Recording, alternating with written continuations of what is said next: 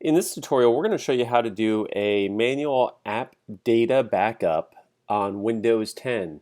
So iTunes uses a data share for apps that's available.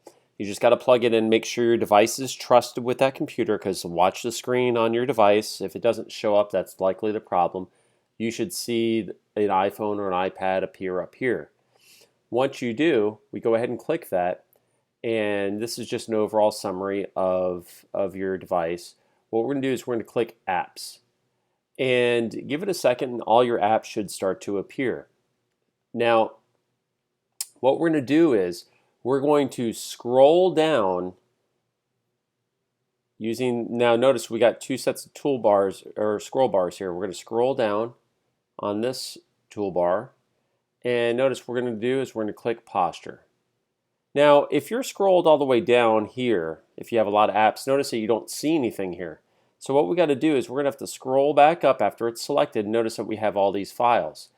If it's a new install, you would not see anything. Okay, but this is how what we're going to do is we're going to back up all of these files. Now you want to back up everything, not just one file, not just a lot of people have mistakenly just did PostureScreen files backup. We got to highlight everything in this folder, okay? So what we're going to do is we're going to highlight everything, okay? Now what we got to do is, actually let me go back one step here. I want to create a folder first, okay? So what we're going to do is I'm going to create a folder first. Let me minimize this. I'm going to create something on my desktop called posture_backup. And we'll put the date, we'll just say 12/28/2015. Now I created a folder. This way you can create folders specifically for that date. Okay, so now at this point in time, I already highlighted these files, okay? If you want to, you can just Control A and highlight everything. What we have to do now is scroll all the way down, and what you're going to do is you're going to hit Save To, and you're going to browse to that folder. So we're going to go to find that folder on your desktop. Okay, desktop. And I have a folder, PostureScreen Backups. We're going to do this one, Posture Backups, 12/28. So I'm going to open that up, and I'm going to hit Select Folder. Now, as soon as you do that, notice it starts copying files up here at the top. If you have a lot of files and maybe an older iPad, this may take quite some time to back up. Notice it says copying files 5 of 8. It takes a long time if you have a lot of data on your device. I only have a small amount of data on the device. Okay, so you can see that it's all done here. We're going to minimize.